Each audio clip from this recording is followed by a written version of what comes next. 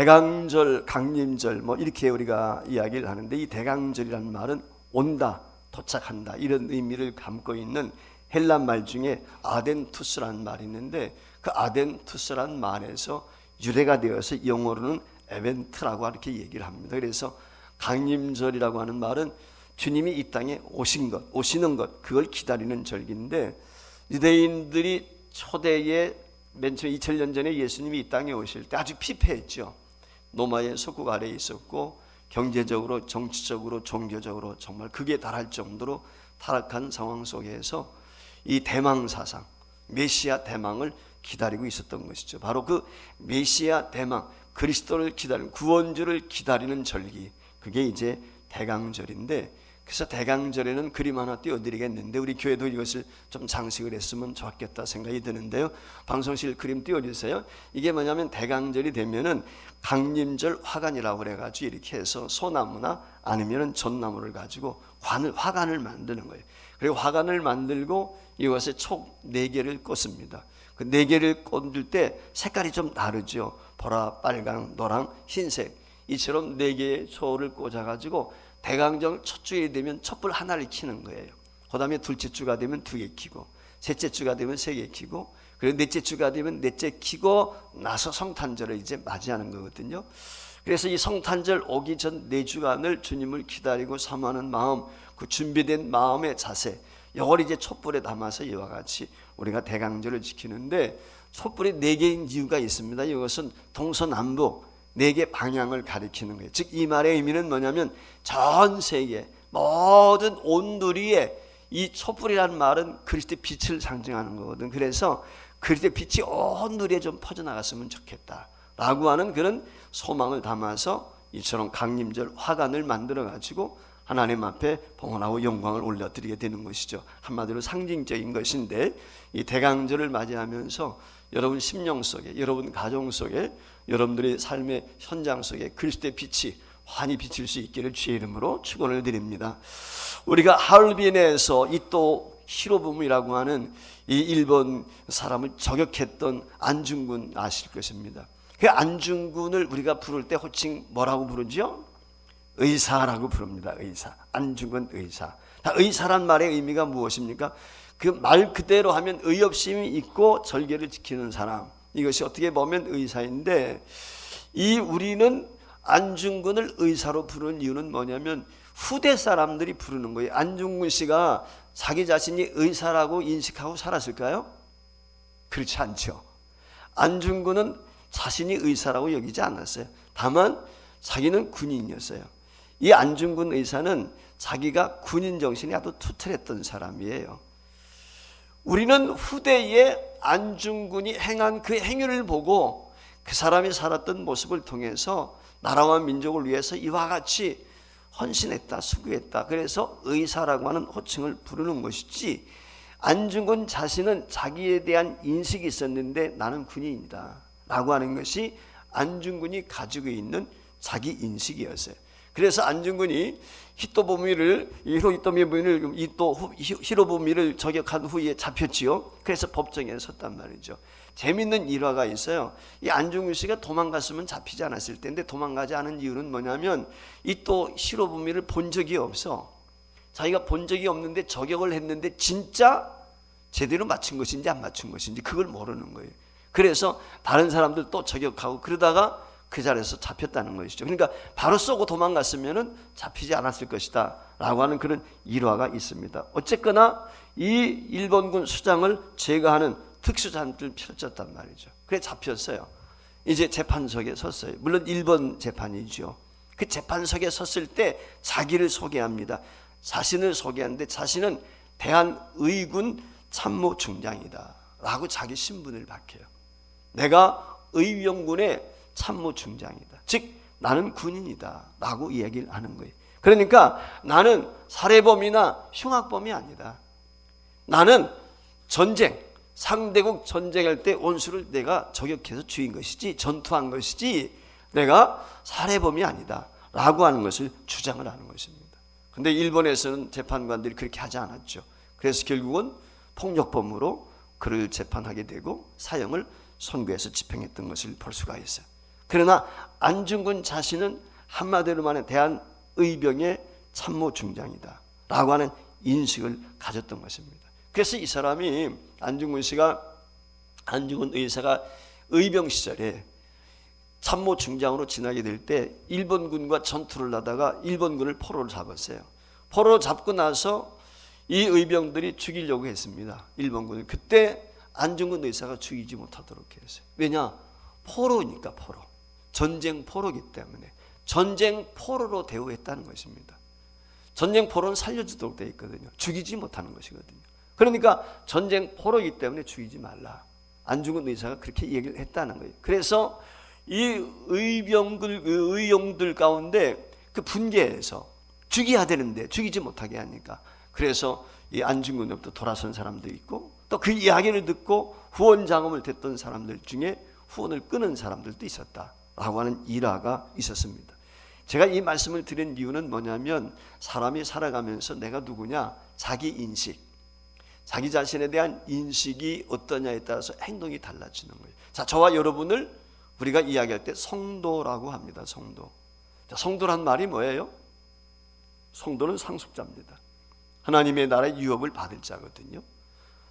거룩해서 성도가 아니라 성도라고 하는 자체는 하나님 나라 자식이 되는 거예요. 자녀가 되는 거예요. 상속자가 되는 거예요. 하나님의 자녀란 말이죠. 그럼 내가 이 세상 살아가게 될 때 어떤 의식을 가지고 살아야 돼요? 성도 의식이 있어야 되는 거지. 하나님의 자녀라고 하는 자부심. 안중근 의사는 그런 자부심이 있었기 때문에 그 일본군 법정 앞에 섰어도 당당했단 말이죠. 주눅이 들지 않는 거예요. 두려워하지 않는 거예요. 떳떳한 거예요. 오늘 우리도 마찬가지거든요. 근데 오늘 안타까운 사실은 뭐냐면, 과연 성도 의식을 가지고 사는 사람들이 얼마나 있을까? 내가 성도라고 하는 인식 속에서 신앙생활하는 사람들이 얼마나 있을까라고 하는 것이 안타까운 것이죠. 왜냐하면 자기 인식이라고 하는 것은 자기 행동을 지배하는 것입니다. 어떤 생각을 가지고 있느냐, 어떤 마음을 가지고 있느냐, 그것이 결국은 우리 행동을 지배하게 돼 있거든요. 우리 행동이 나오는 것이 무의식 중에도 나온다, 뭐 이런 얘기를 하는데, 무의식 중에 나온다는 말의 의미는 뭐냐면, 무의식 중에 그 마음속에 담고 있는 생각들, 표현들, 행동, 이런 것들이 나오게 되는 거죠. 의도적으로 가면 쓰지 않는 한은 그와 같은 것들이 드러날 수밖에 없단 말이죠. 그러니까 이 말씀을 드린 이유는 뭐냐면, 성도다, 그럼 성도다워야 돼요. 교회다, 교회다움이 있어야 돼요. 성도다움이 있고 교회다움이 있으면 욕먹지 않죠. 그렇지 않습니까? 근데 성도답지 못한 거예요. 교회답지 못할 때 문제가 생기는 것입니다. 그러니까 우리가 어떤 인식을 하고 내 자신이 어떤 존재인가를 깨닫고 사는 것이 이처럼 중요하다. 자, 대강절, 주님 오시는 그 절기를 기리는 것인데, 성탄절까지. 그러면은 주님은 이 땅에 오실 때 어떤 마인드, 어떤 인식을 했는가, 어떤 생각을 가지고 오셨는가, 이게 굉장히 중요하거든요. 왜냐하면 저와 여러분이 주님을 닮고 주님을 따르는 주님의 제자가 되기 원하는 성도란 말이죠. 자, 그러면 주님은 이 땅에 오실 때 어떤 마인드를 가지고 오셨다고 그랬어요? 오늘 다시 한번 45절 함께 합독하겠습니다. 같이 읽습니다. 시작. 인자가 온 것은 섬김을 받으려 함이 아니라 도리어 섬기려 하고 자기 목숨을 많은 사람의 대속물로 주려 함이라. 여기 이 말씀 한 구절 속에 예수님이 이 땅에 오실 때 어떤 생각을 가지고 오셨는지 분명히 말씀. 첫 번째, 주님은 섬기는 자로 오셨다는 거예요. 섬기는 자. 섬김 받기 위해서 오셨다는 게 아니에요. 섬기기 위해서 오셨다는 거예요. 종으로 오셨다는 건 종되기 위해서. 쉽게 말하면 종이 섬기는 거니까. 종은 주인을 섬겨야 되잖아. 여러분, 종되기 원하는 사람이 있어요? 없죠. 다 누군가가 내가 으뜸이 되고 싶고 누구나 할 것 없이 대접받고 싶은 거예요. 그게 우리 인간의 본성이거든요. 근데 오늘 여기 예수님께서 하신 말씀이 그 앞절에 보면 앞에 내용이 전개가 되어지는데, 그게 뭐냐면은 길을 가다가 예수님의 제자들 중에서 야고보와 요한이 예수님께 그런 요청을 하는 거예요. 선생님께서 예루살렘에 올라가시게 되어서 왕이 되시면, 한마디로 말하면 왕이 되시면, 그때 정치적인 메시아죠. 한마디로 말하면 그때 우리 형제 중에 한 사람은 우정승, 한 사람은 좌정승이 되게 해주세요. 이런 부탁을 한 거예요. 그 부탁을 듣게 되었을 때 제자들이 분노합니다. 화를 냅니다. 수군수군 됩니다. 이 말의 의미가 뭐예요? 제자들도 그와 같은 생각을 가지고 있었던 거예요. 단지 요한과 야고보가 먼저 발설을 했을 뿐이지 예수님이 예루살렘에 올라가서 왕이 되면 그때는 천지개벽이 될 텐데 그때 내가 국방부 장관이 되고 재정부 장관이 되고 우정승 좌정승도 하고 한 자리 해야지, 이런 마음이 다 있었다는 거예요. 이것이 제자들이 가지고 있었던 자기 인식이었어요.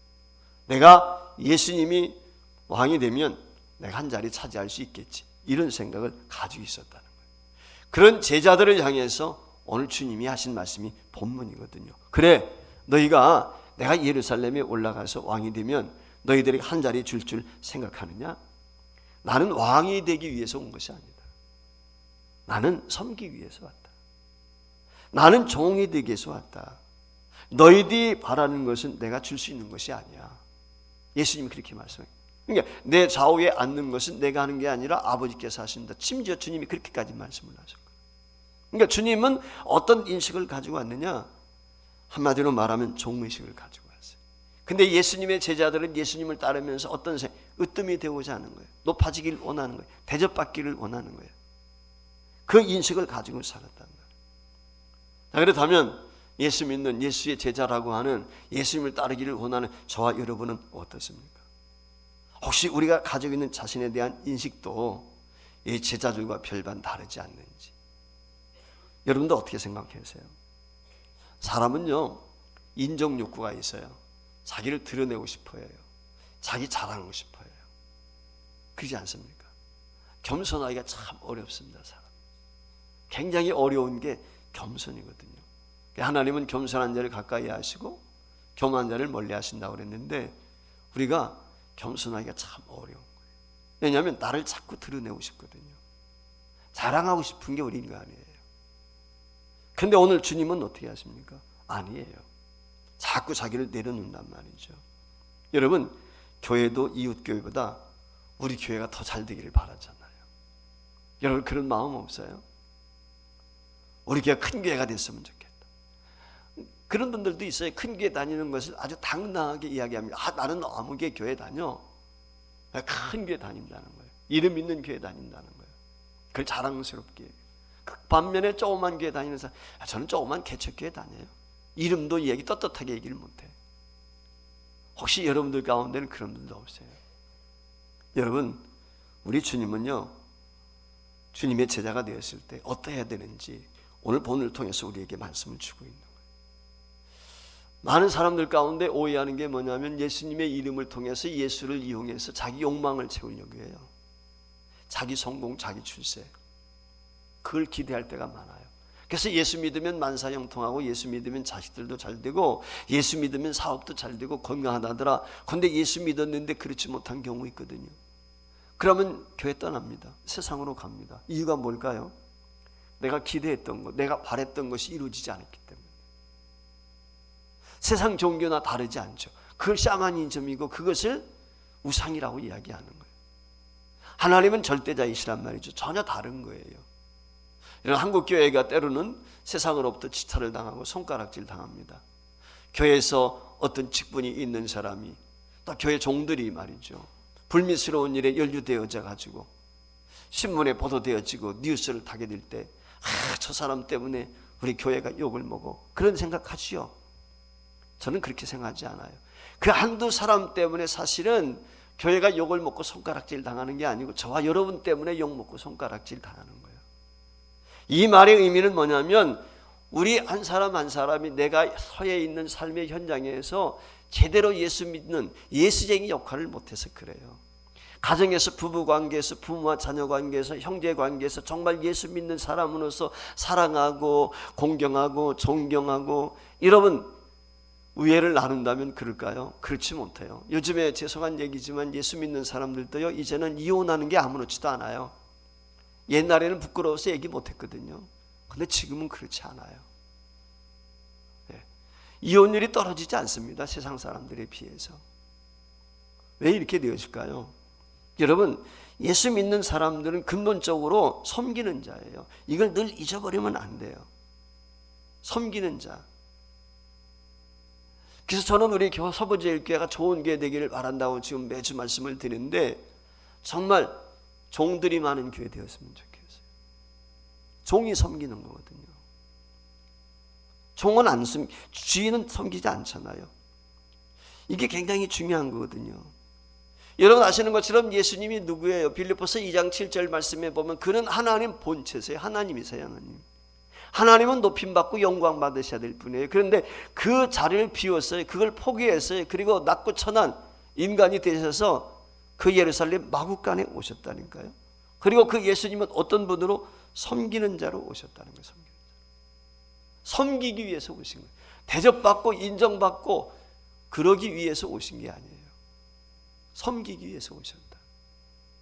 우리 서부절기의 모든 성도들이 섬기는 자의 위치에 선다면 교회가 달라지지 않을까요?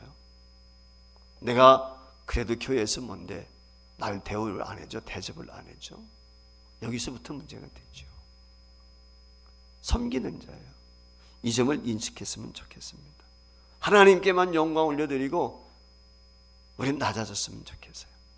그런 교회가 좋은 교회고 그런 성도가 주님 닮은 성도다. 저는 그렇게 믿습니다.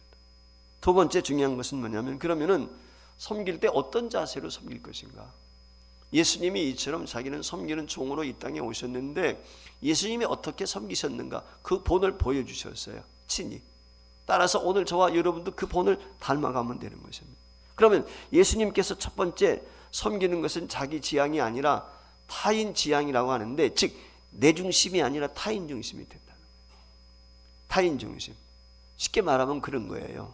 자, 손님이 오셨어요. 손님이 오셨을 때 대다수는 많은 손님 사람들이 착각하는 게 있어요. 자기가 음식 잘하는 거, 자기가 맛있겠다고 생각하는 걸 대접을 해요. 그렇죠? 근데 실상은 누구 중심이 돼야 돼요? 손님 중심이 돼야 돼요. 사실은 손님한테 여쭤봐가지고 무엇을 좋아하십니까? 여러분 식당에 갔을 때 손님이 요구하는 걸 주시 주인이 마음대로 줍니까? 아니잖아요. 똑같아요. 우리가 내가 누군가를 대접하기를 원할 때도 상대가 무슨 음식을 좋아하는지, 먹지 않는 것이 있는지, 그렇잖아요. 좋아하지 않는 음식이 무엇인지. 아무리 좀 맛있는 음식을 만들어 놨어도 상대가 먹지 않는 음식을 만들어 놓으면 그거 공개하는 게 아니잖아요. 그렇지 않습니까? 그렇기 때문에 상대가 먹을 수 있는 무엇을 좋아하는지 이걸 배려하는, 그러니까 음식을 만들 때 내 중심이 아니라 대접받기 위해서 오신 손님 중심이 돼야 되는 거지. 똑같은 거예요. 예수님께서 이걸 우리에게 친히 보여주셨어요. 대표적인 케이스인데 요한복음 13장입니다. 요한복음 13장 1절 이하에 보면 예수님께서 최후의 만찬을 나누시거든요. 그 최후의 만찬을 나누시게 될 때 예수님이 하신 행동이 무엇이냐면은 식사 중에 예수님이 대야다 물 떠다 놓으시고 허리에 수건 두르시고 제자들의 발을 씻기는 거예요. 그럼 예수님이 왜 그렇게 했을까요? 특별히 제자들이 예수님이 발을 씻기는 걸 보니까 깜짝 놀라는 거예요. 왜? 선생인데. 제자가 선생의 발을 씻겨줘야 되는 것인데 선생이 지금 제자들의 발을 씻고 있단 말이죠. 종이 주인의 발을 씻겨야 되는데 주인이 종의 발을 씻기는 것과 똑같은 거예요.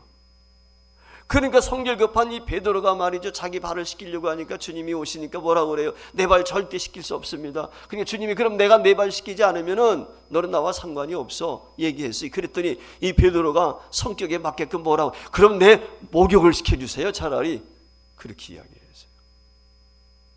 여러분 왜 예수님의 제자들이 예수님이 발에 그 물을 떠다가 씻겨주기까지 그대로 있었을까요? 많은 생각을 해봤어요. 왜 그랬을까? 중동 지역을 가신 분들은 아시겠지만 사막지대란 말이죠. 열대지방에 지금처럼 무슨 아스팔트가 깔려있고 세멘트 포장 이게 아니잖아요. 먼지구덩이에요. 거기에 샌들 신고 다니고 남학신 해가지고 그거 신고 다닌단 말이죠. 그러니까 맨발 다니는 거나 마찬가지거든. 그래서 이 사람들은 집에 들어가게 되면 항아리가 있잖아요. 요한복음 2장에도 손발 씻는 물 항아리가 있었던 것처럼 항아리가 있어요. 그래서 집에 들어갈 때는 그 씻고 식사할 때는 당연히 손발 씻고 식사하는 거예요. 그런데 제자들이 지쳤어요. 좀 피곤해요. 식사합니다. 배도 고프고 그러면서 물 떠다가 선생님 닦아드리는 것도 잊어버려요. 어쩌면 그런 마음이 있어요. 나 지금 피곤해. 네가 해. 속으로 누군가가 하겠지. 내가 하지 않아도. 아마 그런 미루는 마음이 있었지 않았을까요? 저는 충분히 그렇게 생각을 하거든요. 사람이 피곤하면 귀찮잖아요. 어쩌면 그랬을는지도 모르겠어요.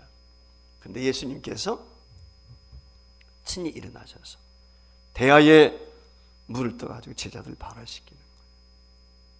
그러면서 내가 선생이요 주다. 근데 너희들의 발을 시켰다. 너희들도 나처럼 행하라. 모본을 보였다. 주님이 그러시는 거예요. 예수님 닮기를 원하십니까? 그렇다면 발을 씻기십시오. 제가 늘 주장하는 게 있어요. 서부지을교회 걸레가 많았으면 좋겠어요.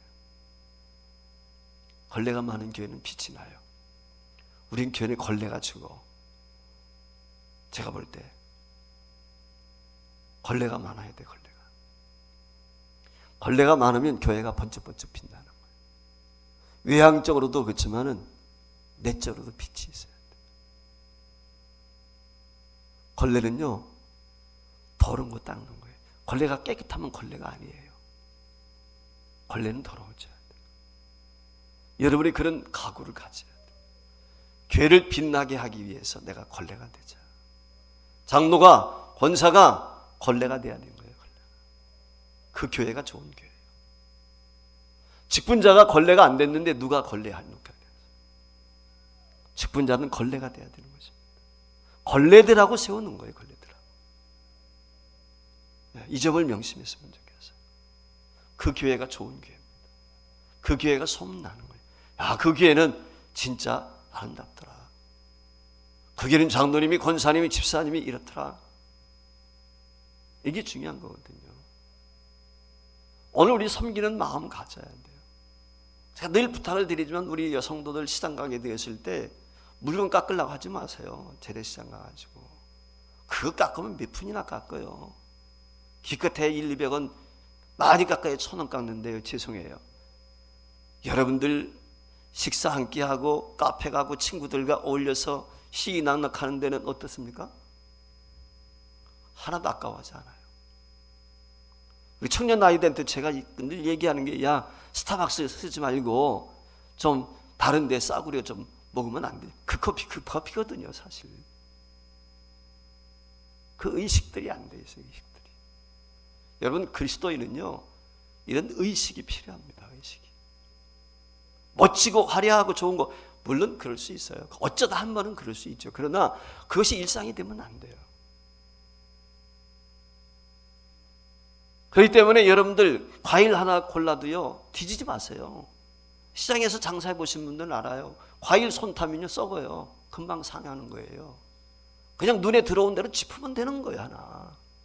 그래서 그리스도인은 손해보기 위해서 그리스도인이 되는 거야. 이게 안 되면 소금이 안 돼요. 빛이 안. 여러분들 누구 하나 목사가, 장로가, 세상적으로 이름 있는 사람이 잘못해서 이슈화돼, 그 사람 때문에 교회가 욕먹는 거 아니에요. 나 때문에 욕먹는 거예요. 나 때문에. 내 주변에서 내가 그리스도의 향기가 있으면 어때요? 여러분, 꽃은요 향기 나면 볼나비들이 뭐 좋아하는요 아무리 화려해도 향기가 없어요. 모이지 않아요. 근데 향기가 아니고 냄새면 어때요? 냄새 나면요 코 막고 도망가요. 똑같아요. 우리 서부지역교회 향기 나는 교회면 사람들이 모여들 거예요. 그러나 냄새 나는 교회라면 코 잡고 돌아갈 거라고. 그러지 않겠습니까? 그러면 어떤 교회 만들어야 되겠어요? 우리가 향기 나는 교회 만들어야죠. 향기 나는 교회는 어떻게 돼요? 걸레가 많으면 돼. 모두가 걸레가 되면 돼. 모두가. 그럼 번쩍번쩍 교회는 빛날 것이고, 그리고 그리스도의 향기가 풍성할 것입니다. 서부지역교회가 그런 교회 되었으면 좋겠습니다. 여러분, 자기 인식이요 자기 중심이 되면 그 안은 하나님 나라가 없어요. 하나님 나라는 이타적인 것입니다. 이기적인 마음속에는 하나님 나라 절대 있지 않습니다. 여러분, 이 점을 늘 명심했으면 좋겠어요. 예수님 오셔서 저와 여러분과 함께 했을 뿐만 아니라 저와 여러분을 섬기시는데 떠나가시면서도 마음이 놓이지 않으니까 성령님을 보내주세요. 보혜사 성령님이야, 그분이. 그 보혜사 성령님이 오셔서 저와 여러분을 지금도 보호하시고, 우리 기독교 신학 용어 가운데 성도의 견인이라는 말이 있는데, 여러분들을, 저와 여러분을 지키시고 안위하시고 타락하지 않도록 붙잡아주시고, 이게 하나님의 은혜를 베푸시는 거예요. 계속. 이게 우리 하나님이시거든요. 여러분에게 부탁을 드립니다. 교회에서 어떤 일을 하든지 간에 내 생각을 포기하세요. 자기 생각, 자기 주장을 죽이세요. 그리고 주님이시라면 어떻게 하실까? 예수님이시라면 이런 경우에 어떤 말씀을 했을까? 예수님 중심이 되었으면 좋겠어요. 그 교회는 향기가 있습니다. 그 교회는 부흥하게 되어 있습니다. 아무쪼록 그런 교회 되길 바랍니다. 두 번째, 어떤 자세로 섬기느냐?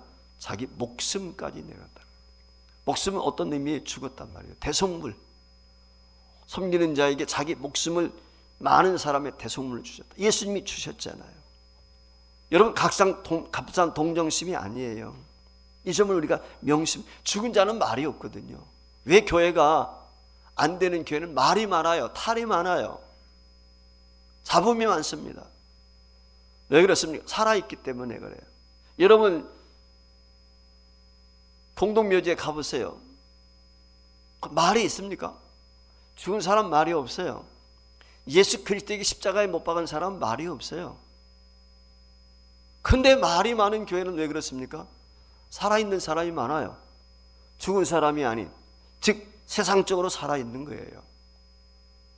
세상적으로 우리가 못이 박혀야 돼요. 죽어야 돼요. 그래야 많은 열매를 맺어요. 한 알의 밀알이 땅에 떨어져 썩어지면 어떻게 돼요? 싹이 나서 많은 열매를 맺지만 썩어지지 않으면 어떻게 돼요? 한 알 그대로 있는 거예요. 아무런 영향력을 끼칠 수가 없어요. 오늘 이 점을 우리가 명심했으면 좋겠어요. 사랑하는 여러분, 온전한 섬김은 생명의 꽃을 피우게 돼 있습니다. 영생의 꽃을 피우게 돼 있어요. 이 점을 늘 명심했으면 좋겠습니다. 우리가 이 땅에서 열매 맺는 자녀가 되어야 돼요. 어떻게 그것이 가능합니까? 종종 가정 오거리에서 복음 전하는 사람들 메가폰 잡고 허리 띠뜨고 하는 거 보면서 참 감사하기도 하고 대견하기도 하고 용기도 있다 생각이 돼요. 그런데 여러분, 좀 전에 말씀을 드린 것처럼 메가폰 미고 회개하라, 너는 죄인이다. 그건 누구한테 가서 해야 되는 얘기인지 아세요? 권력자들한테 가서 해야 돼요. 힘 있는 사람들한테 가서 해야 돼요. 지금 대다수의 많은 사람들은 지나가면서 삶에 지쳐 있어요. 그런 사람도 너 죄인이야. 이건 잘못된 거예요. 저는 그래서 그렇게 전도하지 말라고 얘기해요. 대견하지만 지금 대다수의 거리를 걷고 있는 사람들은 삶에 지겨워져 무거운 짐들을 지고 있단 말이에요. 중요한 것은 그 짐을 들어줄 수 있는 사람입니다. 복음을 전하는 것도 중요하지만 지금 무거운 짐 지고 시장길을 걸어가고 있는데 그 옆에서 거들어 주지는 못하고서 전도지 전해주는 것이 최고겠습니까? 아니에요. 그건 그 후에 하는 거예요. 먼저 짐부터 털어주세요. 그게 삶이에요. 그게 전도예요. 그걸 원하시는 거예요. 우리 주부 되신 여러분, 시장 가서 다시는 물건값 깎지 마세요. 깎으려면 백화점 가서 깎으세요. 그 싸구려 얼마 되지도 않는 거 사면서 말이지. 그 몇 푼이나 깎겠다고 그냥. 이것저것 식료품 특별히 뒤적이지 마세요. 상인들 좋아하지 않습니다. 여러분들이 알아요. 서부지역 교회니까. 그렇다면 어떻게 해야 되는가? 여러분, 시장 하나, 물건 하나 산다도 내가 이익 보기 위해서 사는 게 아니라 상인에게 도움을 줘야 되겠다. 나에게 물건 발물로 인해서 상인이 이익 봤으면 좋겠다. 이런 마인드를 갖는다면 여러분, 저는 그렇더라고요. 내가 비우니까 하나님이 채우시더라고요. 내가 움켜쥐는 건요, 한계가 있어요. 하나님이 채우시면 달라요. 우스갯소리가 있잖아요. 시장에 갔는데 뻥이어 튀고 있는 거야. 그러니까 아이가 그 앞에서 입맛을 쩍쩍 다시고 있으니까 뻥 튀기시는 주인이 너 먹고 싶니? 그러는 거예요. 고개를 끄덕끄덕 하는 거예요. 그러니까 그럼 한 줌은 집어가 그랬어요. 그랬더니 얘가 안 집어가는 거예요. 그래서 엄마가 야, 너 한 줌 집어 먹으라잖아. 그랬더니 안 집어요. 왜 그런지 아세요? 자기 손이 조그맣잖아. 주인이 집어주면 이만큼인데 무슨 얘기인지 아시겠죠? 예, 내가 치면 요만큼이야. 똑같아 여러분 인생이. 주님이 지워주실 때 이만큼 되는 거야. 여러분 이런 목 누려야 되지 않겠어요? 어떻게? 종이 되세요. 걸레가 되세요. 우리 교회 좋은 교회 됩니다. 좋은 성도 될 수 있습니다. 하나님이 그런 교회를 원하십니다. 그런 교회 될 수 있기를 주의 이름으로 축원합니다.